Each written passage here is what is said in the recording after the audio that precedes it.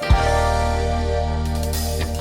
lot of people listen to podcasts while they play video games, but right now I'm playing a video game while recording this podcast that you're listening to while playing a game.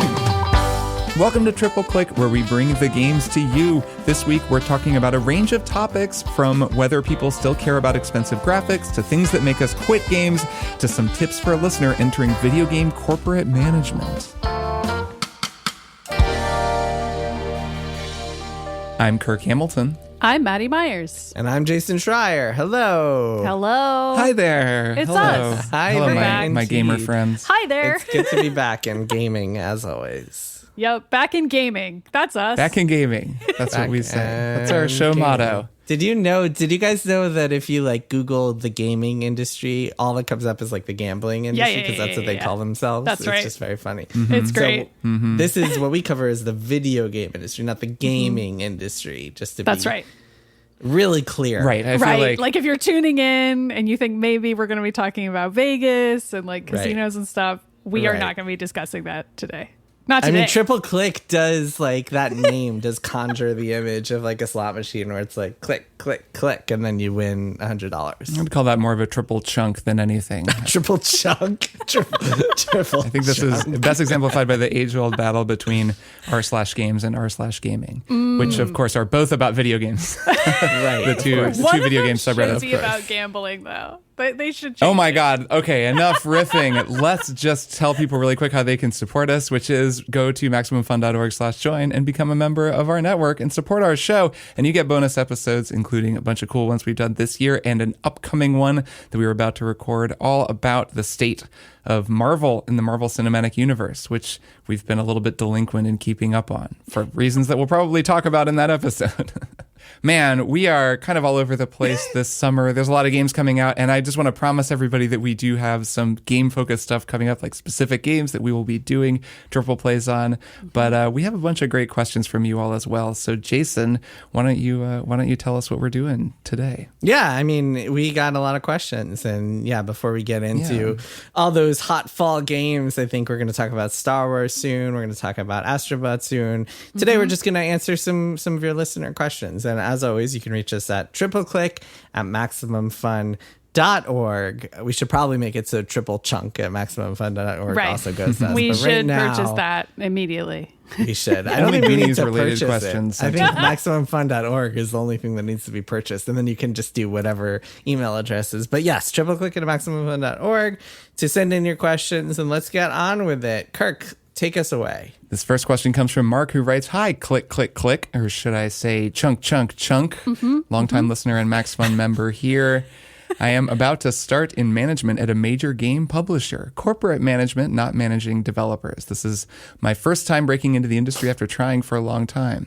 I've heard your thoughts on crunch, layoffs, and unions, which I support, but I'm wondering if you have other thoughts on how you think games companies should be run from the business side before I am given the Kool-Aid to drink. Thanks for consistently putting out AAA podcasting on video games. Yeah, I asked Mark for a little bit more context on this question, because it's kind of a broad topic, and we can interpret it how we want. But he was talking specifically about people management and product management, and kind of trying to figure out what should this company be doing with these people, what should the IP look like, and so on and so forth. But I think for the purposes of this discussion, as hypothetical studio heads out there, let's all put on our Bobby Kotick hats and imagine that we are CEOs, and Finally. what would we do? How should game companies be And run? by finally, I mean I never want to do it.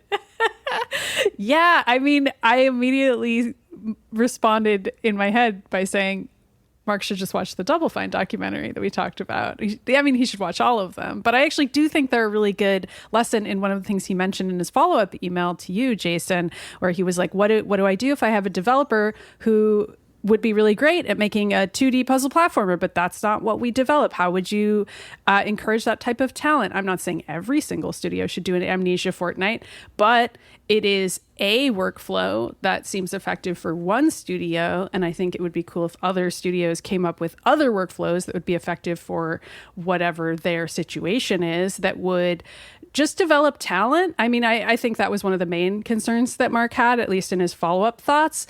he might be maybe a little too high up to have like that granular of a sense of what every single person is working on. But I do think some of that is a culture that can start from the CEO side and be like, hey, I'm actually really interested in even creative ideas or risky ideas that aren't the games that are our core competencies or big money makers or big franchises or whatever our massive company is doing. I want to try to develop those risky propositions. I mean, that's the dream, right? That's what we talk about on this show a lot, is how do big companies still take the time to take risky bets, and what does that even look like in a really, really big company? Yeah, the Amnesia Fortnite thing really stands out to me as like a way to allow people to just kind of pitch ideas and figure out who could make a good leader. And they talk about that a lot.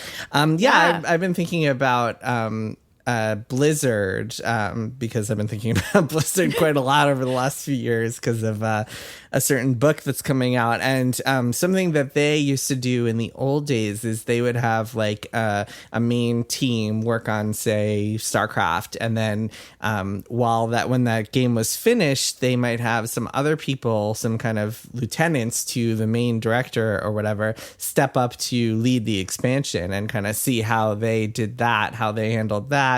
And an expansion is kind of, it's less stress. It's easier to put together because you already have the tools in place and you already know what the game looks like. And so you can see how people perform as leaders when they're working on the expansion. And then they can go on, once they've proven themselves, to do new things as well. But yeah, it's an interesting dilemma when you're making overall strategy choices about, do we make sequels to our hit games from the past? Do we do new IPs? What is the risk factor there? How much are we going to spend on these things? What are we going to do when these games are inevitably delayed and super late? Because that's always going to happen. And I think for all the flack that CEOs and management folks get from people like us, I do think it is an unenviable position to be in. I think there's a lot of tough decisions you have to make. Although really a lot of that stuff isn't even, if you're talking about a publicly traded company, most of that stuff is happening more on a studio head level than a CEO level. So CEOs, I don't really know what they do all day. Just hang out. Open up their brokerage accounts and watch the numbers go up. But yeah, it's very difficult to try to be juggling all of this stuff. And I imagine has taken away years of people's lives because of the stress, unfortunately. Yeah. I also think it can be hard to tell when you manage managers who's a good manager and who's just really good at seeming like they're a good manager. So I hope there's some type of structure at this place, big as it is, for upward feedback from all the people under everybody in the C-suite. Because at my significantly smaller situation at Polygon, I really appreciate upward feedback, and it's definitely how I do my job, where I manage other people who manage other people. And that's effective for me. It's one way to find out what's really going on, is for the people below the people you manage to actually have a way to describe what's really going on. Yeah, I don't know if I have too much to add in terms of advice, other than you're going to have to be realistic, I think, with how much change you can make, especially as a new employee. I think that's just going to be a challenge of coming in somewhere new where you're not being brought in to reimagine or, really even make changes. Like, this is sort of a new job that you're starting. For a while, you're just going to be getting your feet under you, learning how things work, learning which Slack channels to use to talk to who and who's good at what, like you were saying, Maddy, which managers are good, and then which of your bosses are the most effective. I mean, just how to kind of navigate the structure of the job. So, I mean, that's going to be a lot to focus on its own. So, trying to come in and also say, hey, I have some fresh ideas, like there will maybe be a place for that, and it's good to keep an eye out for that. But also, I think a lot of the job at first is more likely going to be just assimilating and figuring out what's going on. And that's kind of the problem with a large organization. It's why they resist change, is because you bring in new people with fresh ideas, but because it's such a large organization, they have to be effective at all, they have to learn how things already work. And that kind of leans things more toward reinforcing the status quo. Yeah, inertia is a very difficult thing to stop. Something else I was thinking about is trend chasing, which has always been a large part of the video game industry since I don't know, the 90s, when everyone was chasing Doom, or before that when everyone was chasing point and click adventures from LucasArts. It's just always been cyclical, and everybody's always been, then it was MMOs, and it was MOBAs, and it was hero shooters, and so on and so forth. Live these service. Days, well, that's what these days we're getting a live service, and I think Concord is a game that everybody's talking about now as this just kind of gargantuan flop. And I saw someone tweet that game had been in development for 8 years, which blew my mind a little bit for various reasons. But first and foremost, it kind of speaks to how the trend chasing really doesn't work in the modern video game industry because these products take so long to make. Trend chasing might have worked if you can come out with like the next big thing a year after the trend started. But 8 years from now, I mean, nobody knows what the next big thing is going to be. So you have to be really careful about that. And it's easy, not just for like out of touch CEOs to fall into trend chasing. It's also very easy for game developers to fall into it. And a lot of the people like who are in charge of game teams now might be in their 40s, might be Gen Xers who like jump on a new game like PlayerUnknown's Battlegrounds or Overwatch or something and really fall in love with it and play it a bunch with their friends. They're like, this is the coolest thing ever. I love boomer shooters or whatever. I love shooters because I grew up playing these. And then they want to make that. And so it becomes this trend chasing that is actually from the creative side of things. But it can lead to doom as it did with Concord. The other lesson there is to put other people in charge of your projects. Maybe put untested people maybe put younger people in charge of your projects. Maybe don't hire the same group of 20 middle-aged dudes to just keep running projects over and over again just because they have experience doing it. So I mean, I think there are a lot of things you could do to try to shake up the status quo. But yes, to Kirk's point, maybe a little bit at a time.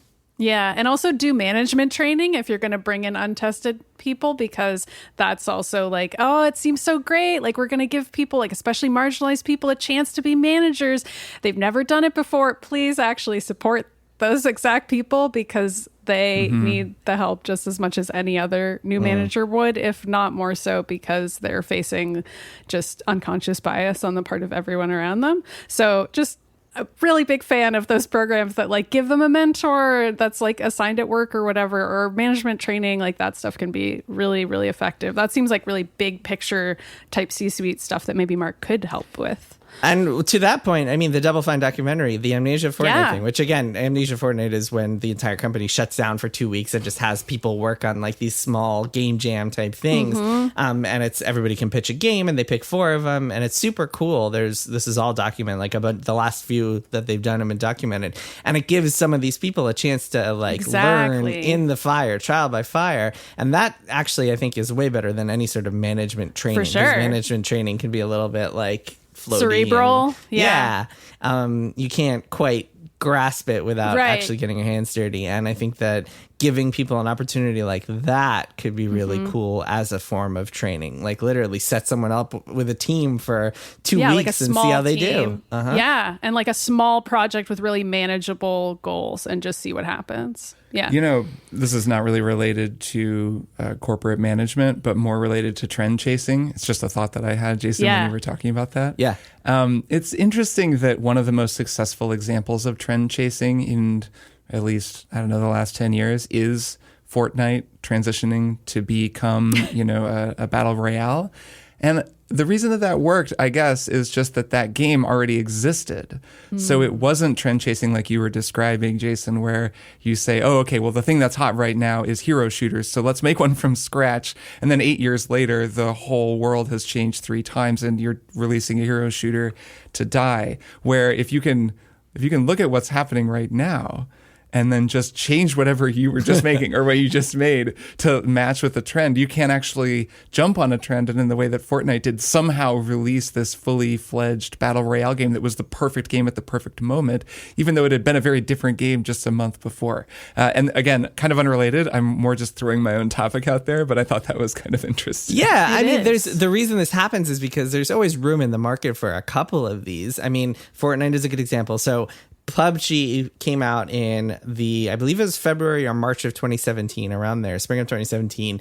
And Fortnite Battle Royale came out that fall of 2017. So just a few months later, both of those games obviously took the world by storm, especially Fortnite. But then 3 years later, Call of Duty Warzone aped Battle Royales and also just exploded. It had like 100 million players on that thing, which is a mind-boggling, bonkers number of people.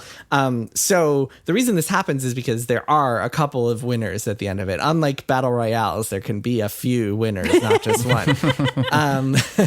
But for every Warzone and Fortnite, there are 24 battle royales we've never heard of or that died before they could even. I mean, do you remember Radical Heights? Do you remember like all the other just kind of battle royales that came and went? I think you maybe just made that up right now. Yeah, no, that was the Cliff Bleszinski game that he made after. That was Cliff's game. Breakers. I'd forgotten what that was called. But yeah, I mean, it people do it because it can be really effective. And even after World of Warcraft came out, there were a couple of games that did okay. Like Elder Scrolls Online is still kicking.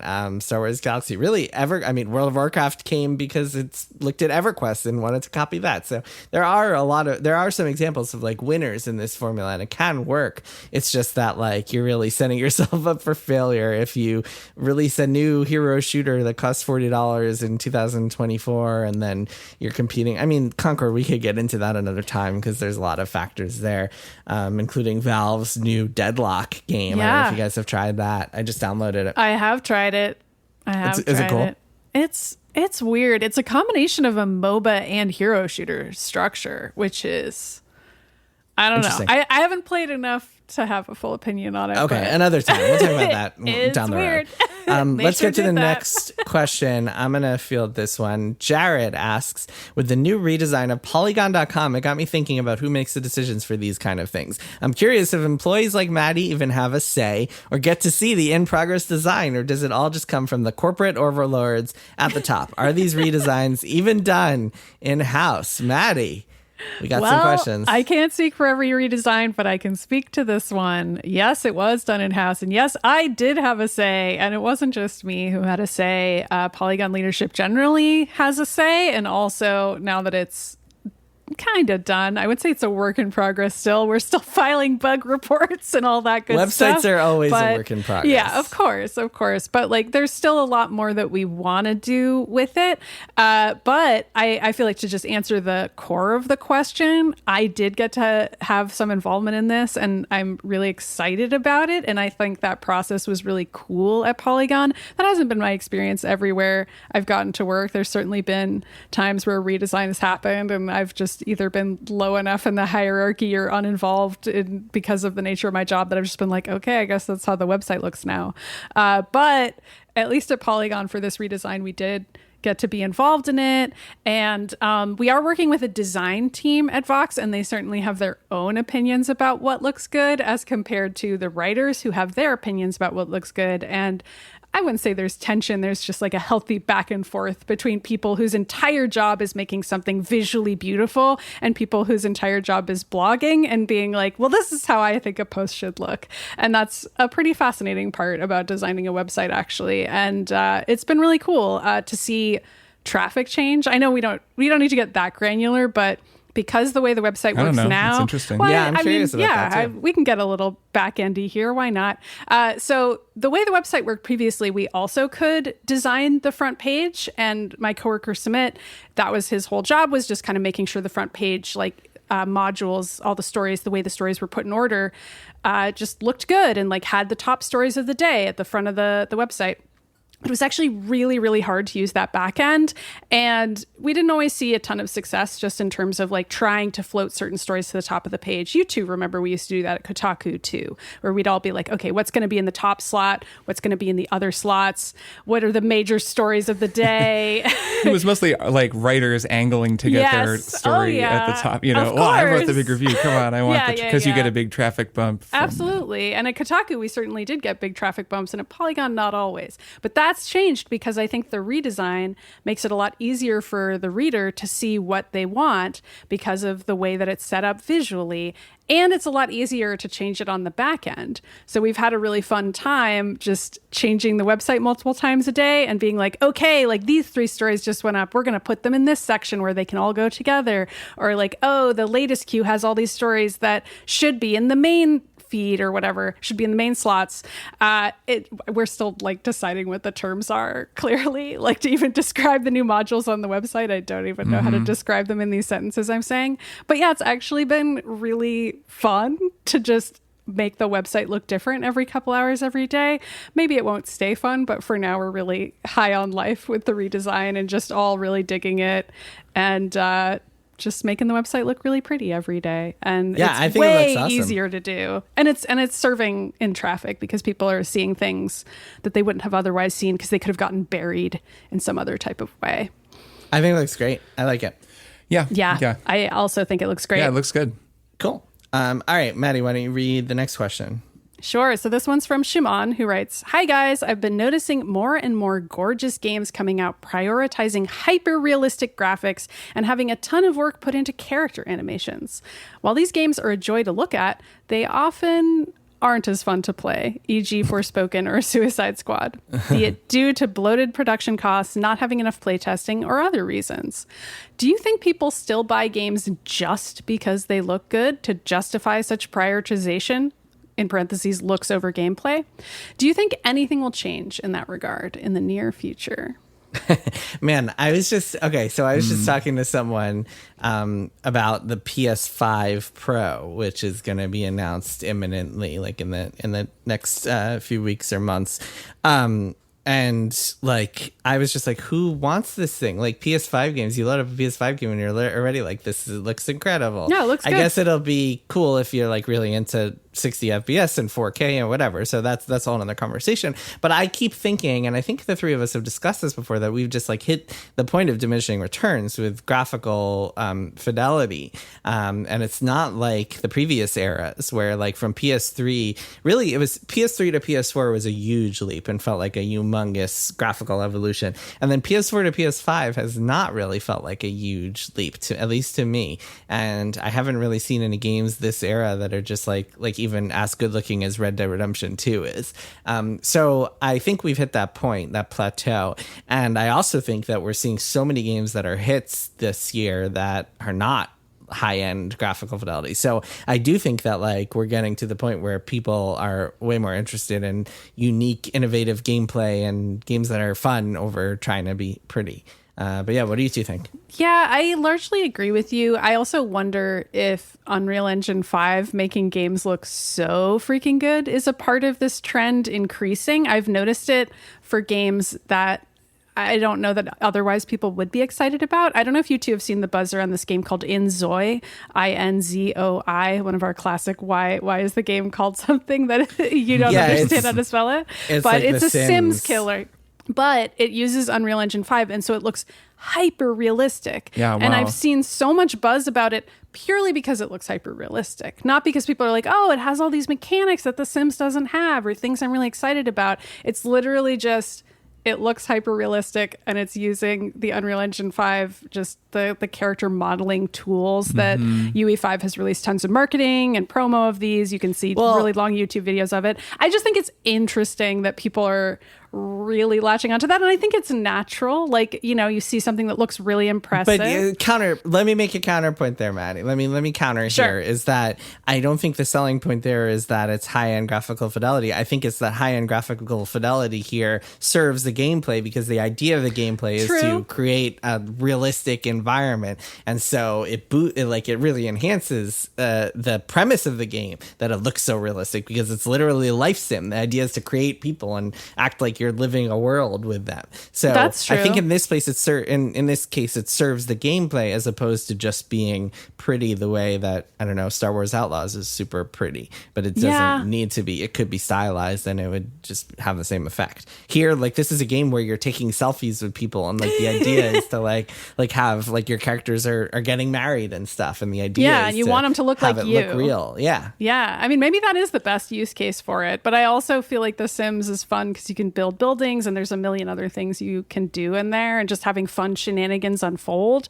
And that's a product of systems being refined, not just the character creator. So I guess I just have this natural hesitancy when people see a game trailer and they're like, oh my God, it looks so good. And like, that's the main thing that people are saying about the game. Doesn't mean it's bad inherently for a game to look really good. It's just that I feel like I've been burned before by games that look really good, and then you play them and you're like, is anything happening though? Yeah. Or did they just put everything in to how it looks and that's it?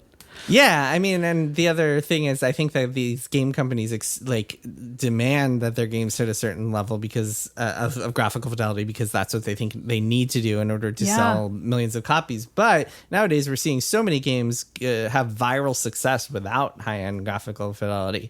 I mean, look at Bellatra.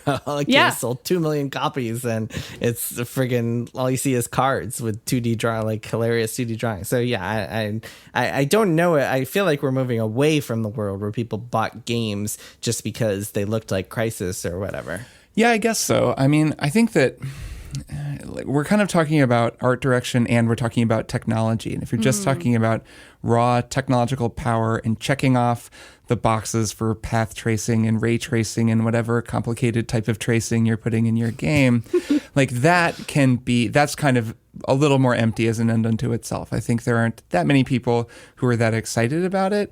And there's also just been a kind of sourness to the experience of playing those types of games on PC over the last couple of years, because there's been a really consistent cadence of games on PC with significant performance problems. Yeah. You're still mad about Jedi Survivor.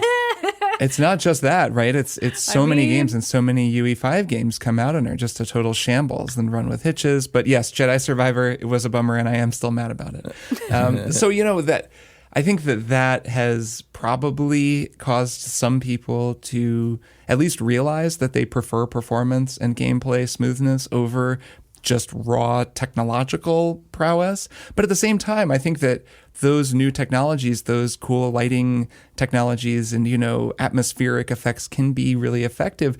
I actually think that Star Wars Outlaws looks really great. We're going to talk about it more next week, and I'll have played more of it next week. But part of the appeal of that game is that it is this appealing or this immersive Star Wars experience. It feels like walking through, a Star Wars amusement park where you're getting your ID checked by a stormtrooper and you're like walking into this dingy cantina. And the fact that they're using, at least for me on PC, like all of these beautiful lighting effects, and there's kind of smoke that's sort of backlit, and it really is amazing looking, and it's the kind of thing that wouldn't have been possible before. It enhances it somewhat for me. It's not like the reason that I would buy the game, but I do think it kind of serves the experience of the game, even if it doesn't serve the gameplay.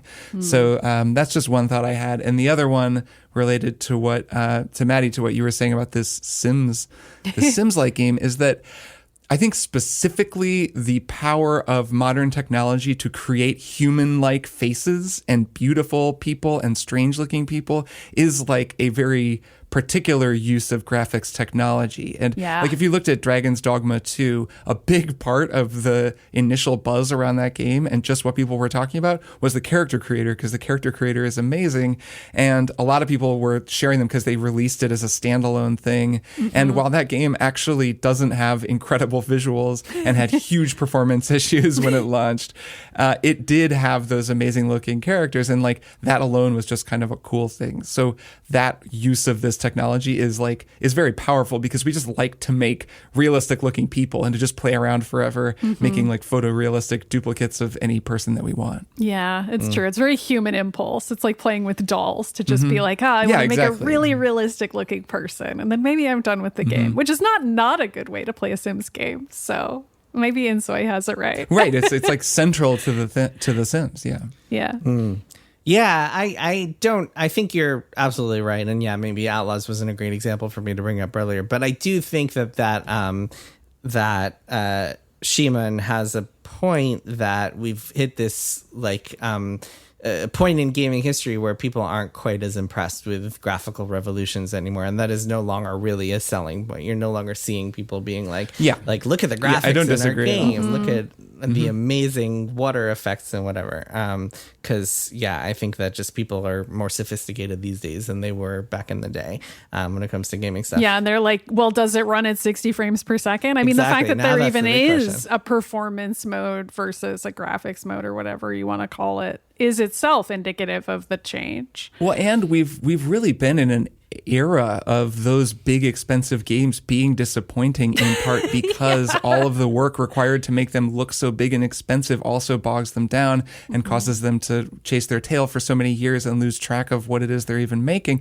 I mean, I'm playing Outlaws and that game is fine. It's it's probably best as a Star Wars simulator, but mostly it's okay. And then at the same time, I'm playing Tactical Breach Wizards, which is like one of the best games I've played in forever. And it plays just perfectly. It's designed just immaculately, and it doesn't look like anything special. I mean, I love how it looks. I love the character models, but it could run on a phone probably. Like it's a very simple game graphically, but that's fine because it's an exceptional game. So it seems like we're more in an age where there are just more of these games that don't spend quite as much time and money and energy creating really realistic explosions and instead just drill down on what makes the game good, and then they find success that way. Yeah, and also you can take bigger risks because you're spending less money on the game, and so you don't have to sell 10 million copies. You can be fine selling 100,000 copies. Right. Like if Tactical Breach Wizard sells 100,000 copies, that's a huge success. Whereas if Outlaws does, people are getting fired. Big worry. Right. Yeah. They're in trouble. All right, let's get to the next question. Kirk, read this one. This comes from Callum, who writes, "Hi, I love your show, but I love listening to podcasts and playing games at the same time even more. The only issue is I feel like I'm missing out on great game soundtracks because of this, and it makes me a little sad. Not sad enough that I'll stop listening to podcasts while playing games, though.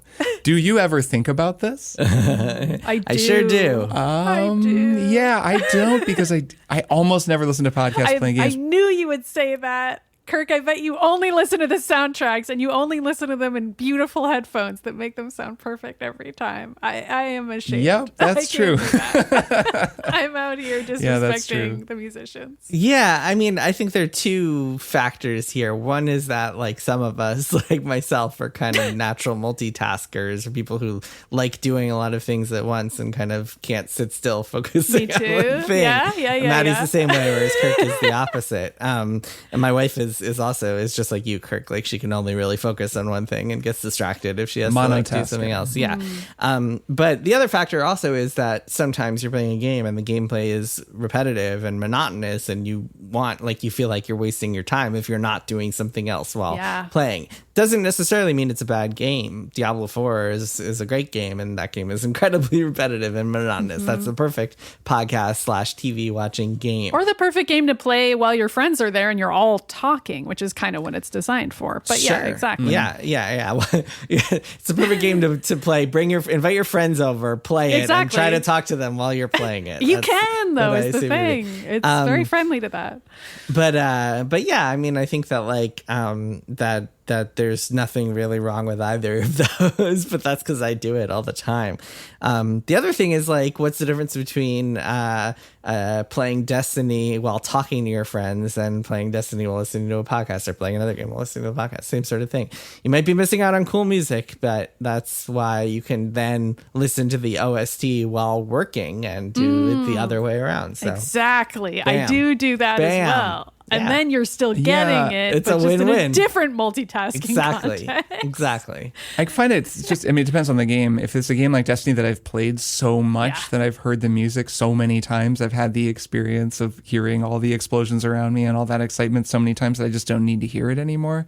It's less of a big deal. And yeah, if I'm doing something that's just repetitive, like I'm farming some, some item from a chest that I just run into the same cave over and over and over again. God, what was the name of those resources? Like Spindle something? What were they? They were on Venus. Yeah. Where you just had to do this run around the level. My God.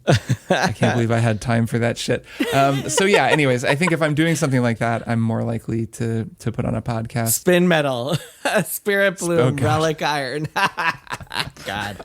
Spirit Bloom. Yeah. God. This is somewhat triggering. You have to find like 10 of those things and they like never appeared. Oh my God. Yeah. We had so many hours just lost to that game.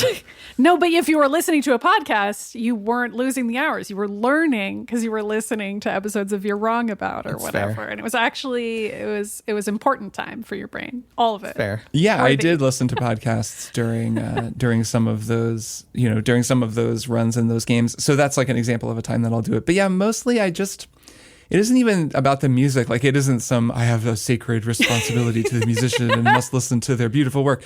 That's not it. It's just that I like having the audio experience of a game. It's just a big part of it for me. So I do usually have headphones and I do kind of play in a way that I can really hear it just because, I don't know. I mean, I guess I'm sensitive to sound and like that part of the game experience, but it's really just that. Like if I have a podcast playing, I don't want to hear both, so I just turn the sound off entirely, and then I feel like I'm missing something, so I don't do it. Yeah, there are certainly times where I'm like, I really just want to listen to the music, and sometimes it can really help you, like especially in a FromSoft game, having not only the music, but just every sound effect there usually makes me better at the game and just more responsive because the sounds are also clues to what's going on. Yeah. So again, it really depends on the game. Like there are some games where not only is it just helping my enjoyment, it's just making the game the experience it is intended to be in terms of you noticing every aspect of what's going on. Resident Evil 2 also comes to mind. You got to hear those zombie groans or else you don't know they're coming up on you. It's very hard to play that game on silent. This makes me think of something I'm sure that I've talked about in the past that's kind of the opposite of this, which is when I'm really stuck on a hard boss fight, a lot of times the move is to take off my headphones. Yeah, and that's also even if I true. need to hear something, I let them hang around my neck maybe. Yeah, But yeah. it makes it actually easier for me to just zoom out a little bit and just focus on the patterns and the rhythms and the moves that I need to do to avoid getting hit. And a lot of times that's what I need to do to get successful, to like break myself out of a kind of boss failure loop. So it's a little bit different, but sometimes the sound is too much for me. I need less of it. No, I know what you mean. I've done that too. It's like one or the other is like sometimes the weird hack that you need in order for the boss fight to be achievable for you. I think both ways are valid. All right, Great. let's do one more question. I will read this one. This is from Spencer. Spencer says, have you ever been stopped dead in your tracks by an impossible set of objectives, a brain-dead NPC escort mission, a killer time limit, a nefarious boss, an unforgiving stealth mission, an underwater level, and the list goes on and on? What games have defied completion for you? Can a bad level ruin an entire game? Yes, it sure can. Oh, I have a good Definitely can. example. Oh my gosh. I have a good answer for this. Anthem. Do you guys remember when we all played Anthem? Yes. I know exactly what you're talking about. I got Ethan. to the point in Anthem that anyone who's actually played this game will remember, where you have to go around the world to the tombs and do all these like friggin' checklist objectives. And I was like, screw this. I am never playing this game again. Yeah, That's a good one. Totally fair. It was just like essentially just grind in four different checklists of grinding. It was insane. Yeah, the thing that comes to mind for me is actually the battle at the very end of Final Fantasy VII Rebirth with Sephiroth, which is when I turned the game down to easy. It did not stop me from completing the game because I did want to see those final cutscenes, not only because I have a podcast, but also because I really wanted to see them. But God, it was such an annoying boss fight. It had 1,000 stages. You two remember how many stages it had? And they were all really 18 or hyper-specific, something. like elemental stages where you had to like pay attention to what color parts of his wings were or whatever. It was infuriating and not okay with me. And I'm not sure if I would have continued if I hadn't really wanted to see the story ending of that game. There are a lot that come to mind for me. I actually mentioned last week Resident Evil 7 has a turn where it just becomes less interesting, which is sort of like what Spencer's asking about. One that I will mention, though, is there's a chase at the end of Assassin's Creed 3 where you chase Charles Lee, who has betrayed you. I don't even remember. He turns out to be the bad guy, and you have to chase him, and you chase him, I believe, through Boston Harbor. Classic Hamilton character. I'm a general. Whee! Right. That guy. So you have to chase that guy. It's not been portrayed well in historical fiction.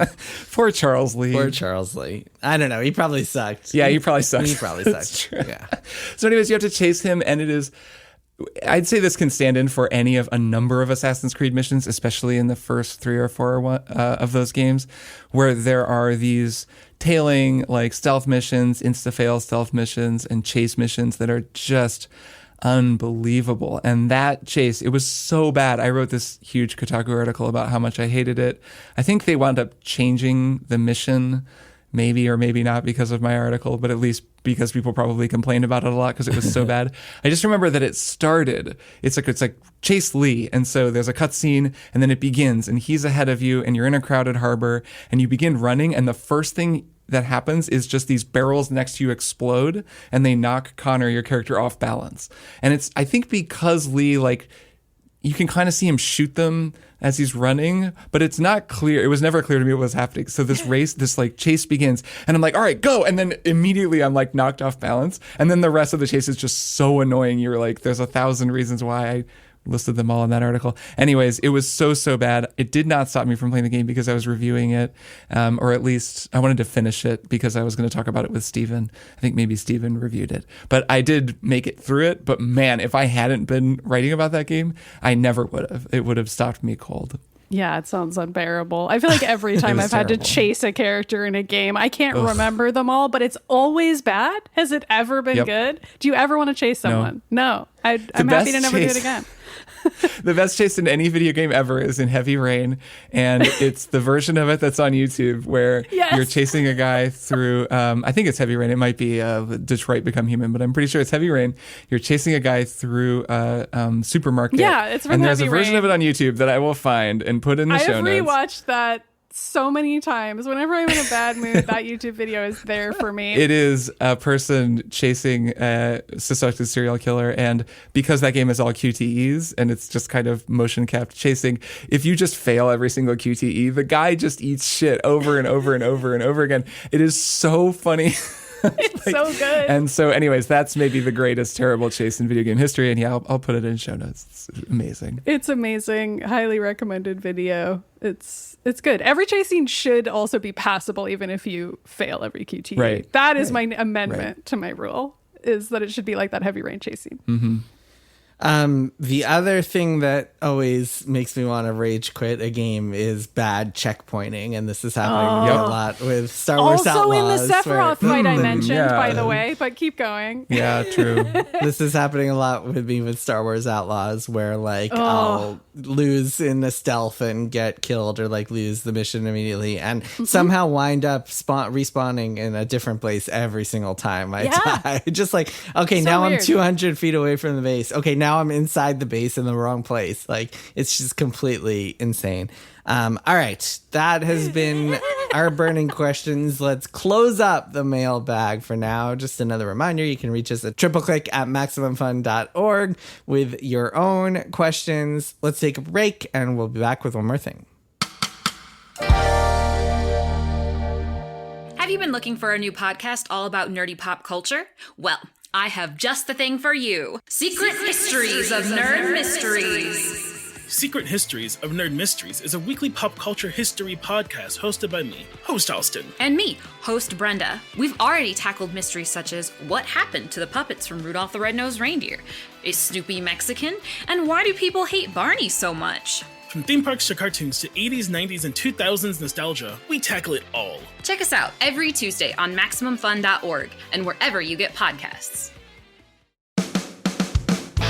Hey, this is Mike Cablon, Ifeanyiwe, and Sierra Kato, the hosts of TV Chef Fantasy League, where we apply fantasy sports rules to cooking competition shows. We're not professional chefs or fantasy sports bros. Just 3 comedians who love cooking shows and winning. We'll cover Top Chef, Master Chef, Great British Bake Off, whatever's in season, really. Ooh, you know chefs love cooking whatever's in season. We draft a team of chefs at the top of every series. And every week, we recap the episode and assign points based on how our chefs did. And at the end of the season, we crown a winner. You can even play along at home if you want. Or you can just listen to us like a regular podcast about cooking shows. That's cool too. Subscribe to TV Chef Fantasy League on MaximumFun.org or wherever you get your podcasts. And we are back. I'm going to go first. My one more thing is the game I was just talking about, Star Wars Outlaws. And I actually want to talk about... I'll give my brief impressions, and then I want to talk about something specific, which is the reviews for this game, because I think it's an interesting topic. So first of all, we'll talk about this more next week when the three of us have had a chance to sit more with it, spend some more time with it. I'm glad that we don't have to rush through it for reasons we'll get into in a second. But overall, my impressions of this game after a few hours are that it's cool. It is fun as kind of the scoundrel simulator, as you mentioned earlier, Kirk. It's like trying to do a lot of things at once and is not particularly good at any of them, but combined they make for like a fun package overall. It's not like you'll be playing this game and bragging or like just raving about the shooting or the stealth or the hacking or really anything in it. But combined, it's got a lot of stuff. So it feels like that kind of open world, traditional Ubisoft package where there's just a lot of stuff to do, and it's pretty fun to do it for the most part. Despite the checkpointing frustrations that I mentioned earlier. But yeah, we'll go more in depth on that next week. But for now, I want to talk about the reviews, because what happened with this game was that Ubisoft sent out review copies on, I believe it was Monday the 19th. Is when they started sending out codes. I got mine that afternoon with an embargo, a review embargo of Monday morning, the 26th. So that gives people essentially 6 days to review the game, including 2 weekend days. For a massive open world game, that's a bit of a problem for multiple reasons. So from the reviewer's perspective, it really, really sucks. If you're a game reviewer, different kind of game review websites handle this in different ways. Some of them use freelancers, some of them use full-time staff, but most of the time, if you're reviewing a game, it's not your only job. You have to be juggling other stuff too.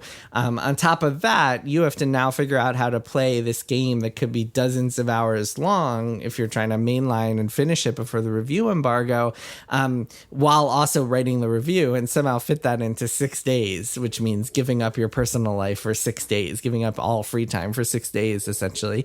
It's also just kind of a very stupid move from a Ubisoft perspective, because if you're like this multi-billion dollar multinational company that is trying to set up your big tentpole August fall title, one of your 2 biggest fall titles for success, why would you not want reviews to be as potentially high as possible and therefore give reviewers more time to spend with the game? Because chances are, if reviewers are marathoning the game over the course of 6 days, they are not going to enjoy it nearly as much as they would have if they got the chance to spend a few weeks with it, to take their time with it. And this game especially is a game that really suffers from marathoning, I think, because it can be really repetitive and going through these bases and sneaking around over and over again, especially at the beginning. From what I've gathered, you unlock a lot of stealth abilities and combat abilities as you go through this pretty cool unlocking system.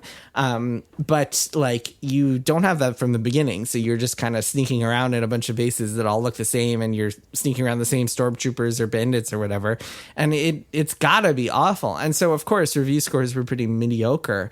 I don't know. I mean, we can discuss if that's merited or not. I don't really want to get into that, but I do think that like having to play a game under a time compressed schedule is always going to make it feel worse, and is always going to make you hate it more than you might have if you were taking your time with it. I certainly would have hated this game if I had to like just binge it over 6 days and write a review for it. So yeah, it just seems incredibly short-sighted and stupid, and just makes no sense to me that this bazillion-dollar company would then take such a humongous risk of like only giving reviewers 6 days and then just expecting. And reviewers are essentially, most of them are going to hit the embargo, because otherwise your review is irrelevant to people if you don't hit the embargo. There's a whole lot of reasons that people feel like they have to hit the embargo that, again, we won't get into, but it just is, it's inexplicable to me. And I know why. I mean, the reason is that like bug fixes come in hot. These PR people might be asking for review copies 3 weeks in advance, and then I'm sure they the were, devs are yeah. like, like, yeah, and the devs are like, no, we can't. We have to fix all these bugs before we can get into people's hands. And it's all coming in very, very hot. But at that point, I mean, I think you just need to plan this out better and be like, if we can't hit August 30th, we need to add a few more weeks push it back a few more weeks so we can get this out to people, because it will make the difference on our Metacritic score between a 75 and an 80 potentially. And that could lead to many more sales. So I really do think it makes a big difference. And it just is inexplicable to me that a company would spend hundreds of millions of dollars and 4+ years and thousands of people on this game only to then like expect reviewers to play it through in 6 days and just rush it out the door like that. It's just like, it's baffling to me. I mean, talking about bad management in the games industry, like, yeah, that's a great example of something that baffles me every time it happens too, for all the same reasons. I mean, even they could have pushed the embargo back a couple more days and that would have helped. Well, so the embargo it was Monday because you can buy the game with the digital whatever version, deluxe version, and play it 3 days early. So it had to be before the game actually came out for people. And then so that that's makes why. everything harder too, because of all these like pre-order bonuses that then have to be baked in, and that's essentially the real release date. So Ubisoft does that a lot. Yeah. That has been happening, and Ubisoft has never been great about like giving early code. Like the past few games that they've sent out has always been like a week in advance, but still, it's just like inexplicable to me. I think it's because all these games are coming in so hot that they have to be fixing bugs up until the very last minute. But still, it's just incredibly short-sighted and risky from the game publisher's perspective. And I don't know what they're thinking, because they spend so much time calculating risks of everything else that this is just like, it's all very silly. Maddy, what's your one more thing? My one more thing is a podcast I've been listening to. It's called 5-4, like 5 to 4, like you're doing a score.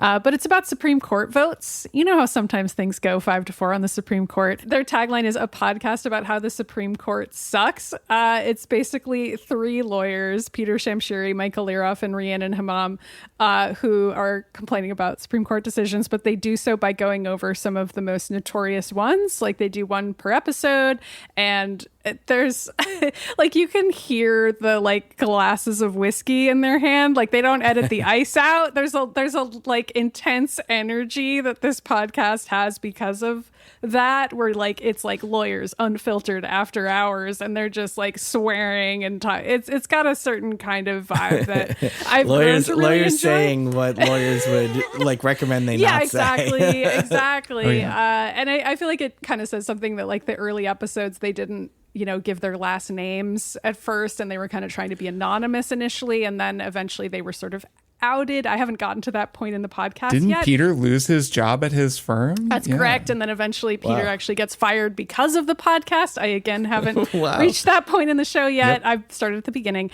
But it's funny also because I recommended If Books Could Kill, which is a different podcast hosted by Peter Shamshiri and Michael Hobbs. And Peter is so much more buttoned up on that show, even though he jokes around and swears on it. But it's just really funny to me in comparison to hear like a much more unfiltered, like whiskey glass having Peter on this show. So that also took some getting used to from me. Does he now make enough money from podcasting that it doesn't think matter so, that yeah. he was fired? He describes himself now as just a podcaster because he has 2, I think, fairly successful podcasts, but I don't know. I don't know what Peter's wallet situation is currently. Hopefully fine. I enjoy both of his podcasts. But yeah, I recommend it if you just want to learn more about the Supreme Court and how it operates.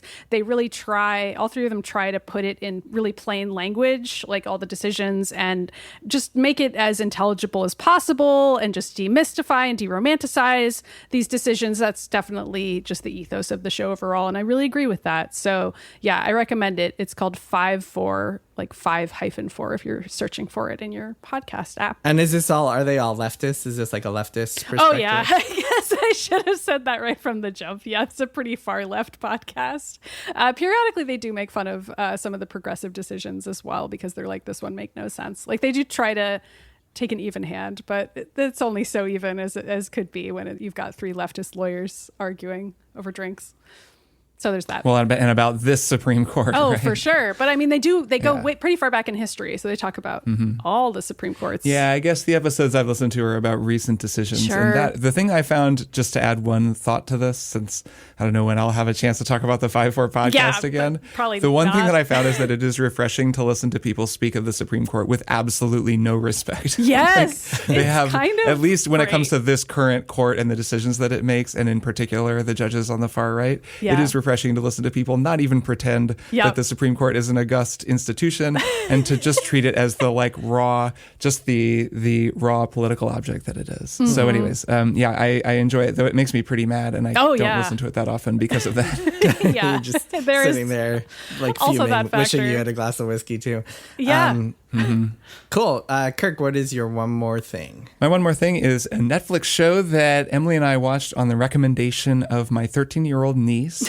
That was pretty good. It was actually better than I was expecting. It's called A Good Girl's Guide to Murder, and it is a pretty recent Netflix miniseries. I feel like both of your nieces have pretty good taste. Yeah, right? Or is this They a do. different niece? They do. Is this a different from your... This is the same Yeah, niece. it's the same. And yeah, she has good taste and has introduced me to lots of good music. She's the reason that I'm very up on Sabrina Carpenter and Jenna Ortega and Olivia Rodrigo and all the rest. So she has read these books, my niece, and really enjoyed them. There are 3 books in the Good Girls trilogy. They're by Holly Jackson, and they're kind of YA murder mysteries.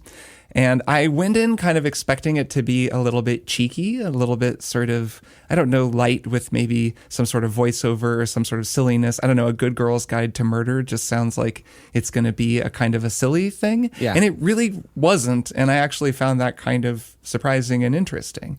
It's a 6-part series. It's a British series, so it feels more like a British show. 6 episodes is great. It's the right length. It doesn't feels maybe a little overstuffed, but it doesn't have that problem that some Netflix mysteries have where there's like 17 twists because there's 10 episodes and they make it go on too long.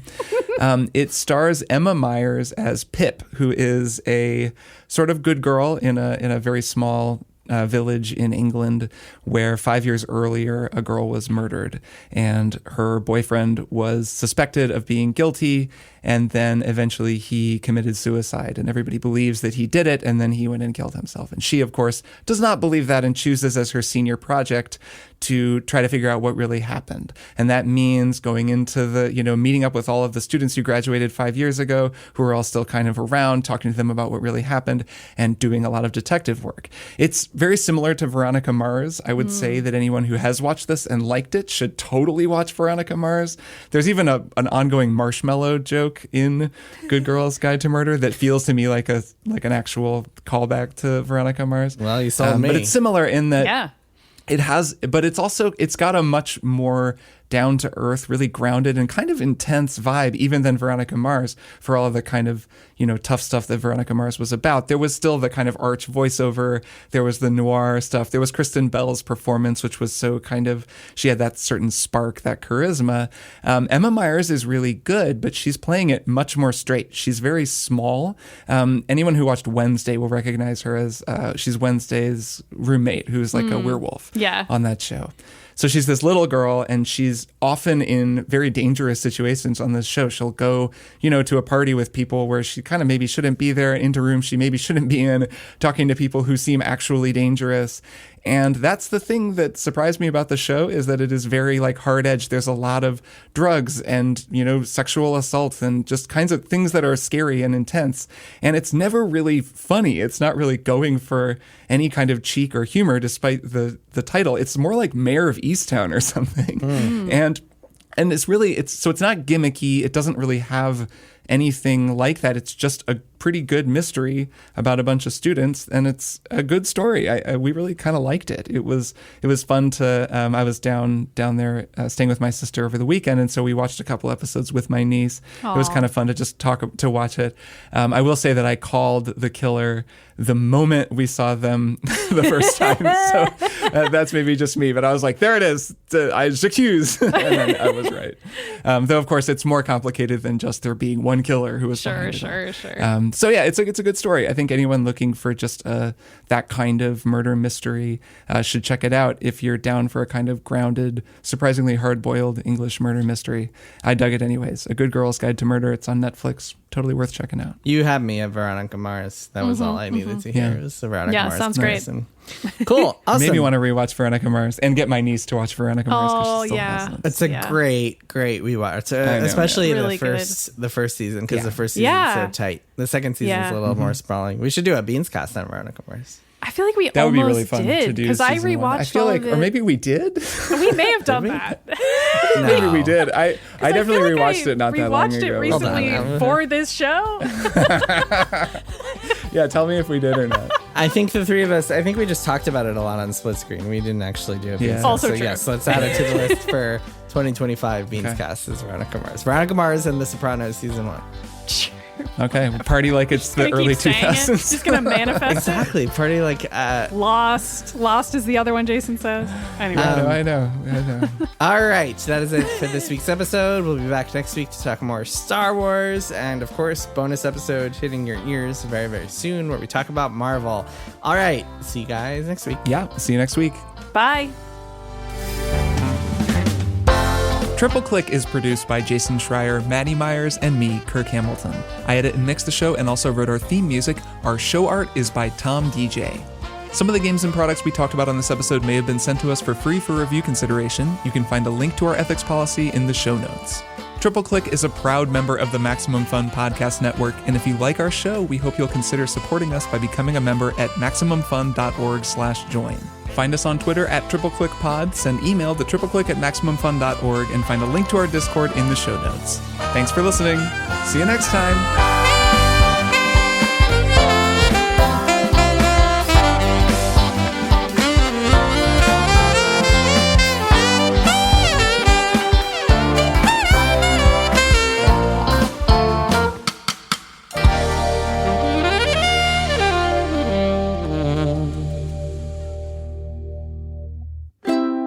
Maximum Fun, a worker-owned network of artist-owned shows. supported Directly by you.